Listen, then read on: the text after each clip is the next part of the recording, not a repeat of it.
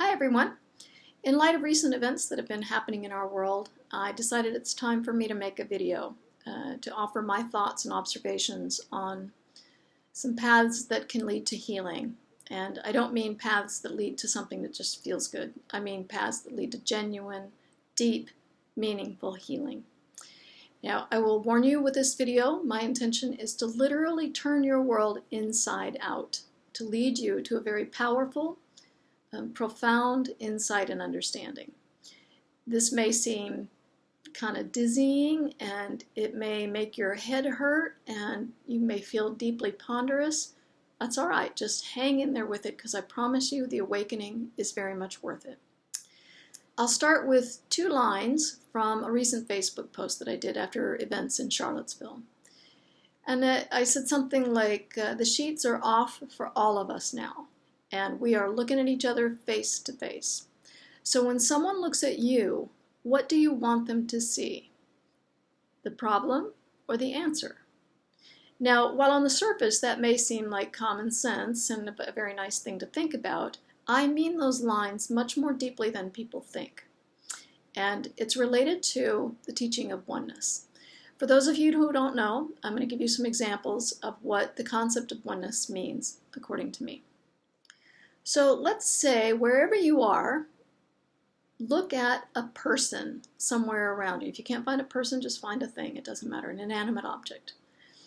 And think about where you see that person or thing. Where do you experience them? Now, you probably think you experience them over there. But in fact, the only place that you experience them and the only place you see them is inside you, within you. It can't be any other way. Your brain is taking this reflection of light and it's translating it through your nervous system, translating all these patterns and whatever, and coming out with the translation of statistics, right? Some colors and shapes and location and all these things that you're going to assign to that person or object. But all of that happened inside you. There's no other physical experience other than what's happening within you. So let's say that the lights suddenly go out and now you can't see that person or thing. You have no internal awareness of that thing except only in memory. But even that mental process is only inside you. If that person calls out, the hearing that happens, the physical processing, is still only inside you. You see? So there's nothing going on except inside you. To let that sink in a little bit further, I'll give you a few more examples. Let's say that you eat a carrot.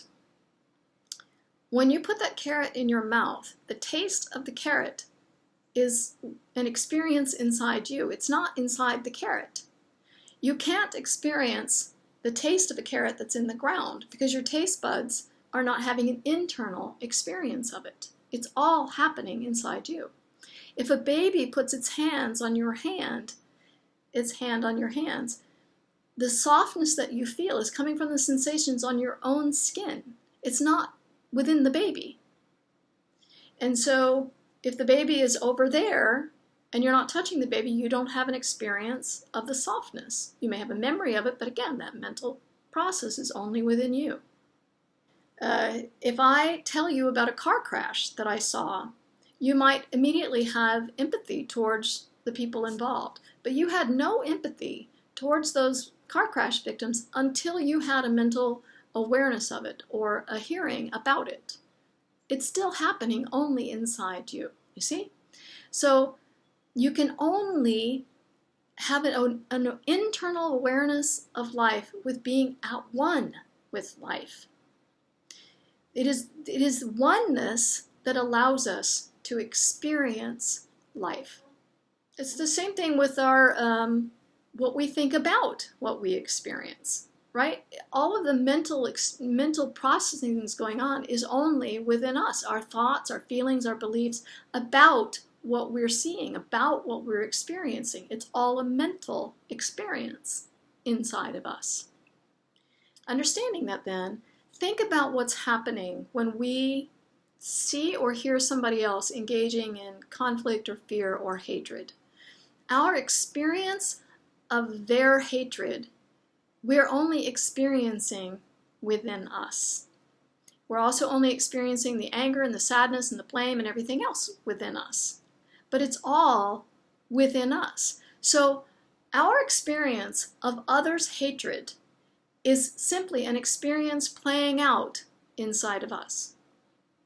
That's a very, very important thing to think about. This same thing is true when we think about when we see people acting out in kindness or compassion or concern or whatever. It's still all playing out just within us. And our feelings of feeling good and all this other is still just playing out within us. So when we experience our world outside of us, it's just the result of a physical processing of the collective energies that we're in.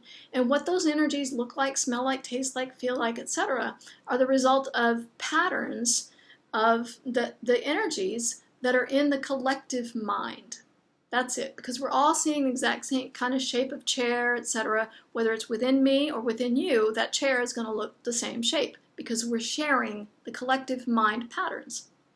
But the mental processing that's happening is a result of our own internal patterns, our own mental patterns that are going on inside of us, and that tells us what we think, feel, or believe about what we're experiencing physically.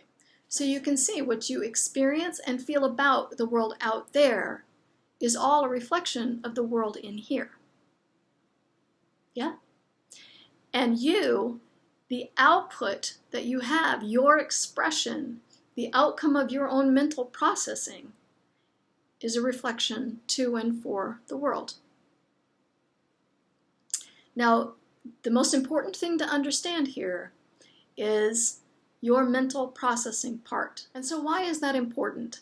It's important because whatever people see or feel or hear from you becomes their own internal awareness experience, and then they will interpret it according to their own mental processing patterns.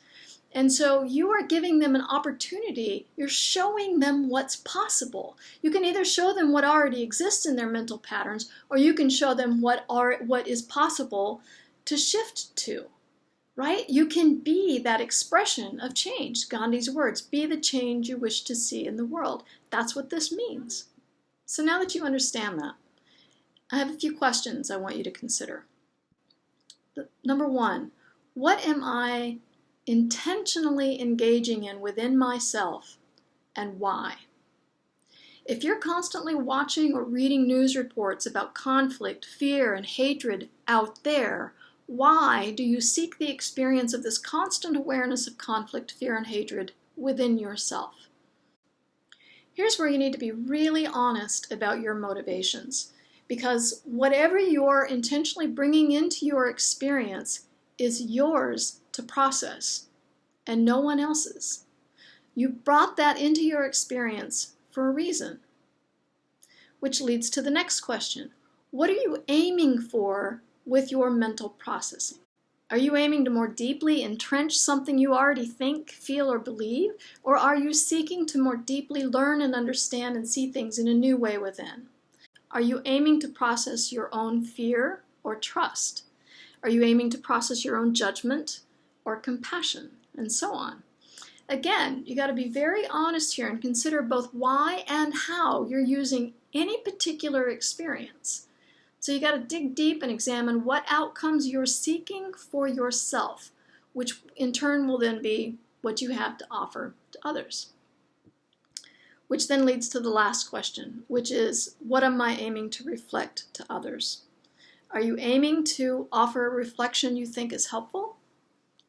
What others do with the reflection they see is not your concern. Your responsibility is the awareness of your offering intention. So once this understanding of oneness sinks deeply into your heart, you'll be able to see that by being hyper-aware of your true intentions, you can discipline yourself to direct your mental processing consistently towards compassion and understanding and healing within yourself. And then that becomes consistently the reflection that you offer of compassion and understanding and healing for others. So at this time in our world, for most people, this is the level of understanding that they need. Later, when you recognize very easily this living as oneness, you'll be able to see that you've never been any aspects of the physical aspects of the body or the mental aspects of the mind, that you have always been, in fact, the love that is oneness itself. But that's another video. First things first. So I hope this has been helpful. I thank you so much for your time in listening to this and your consideration in taking this in. If you have any questions or comments, feel free to leave a comment there or send me an email. I'll put all the information in the links below. And I love you. I thank you for your presence in my life, for everything that you reflect to me. Namaste.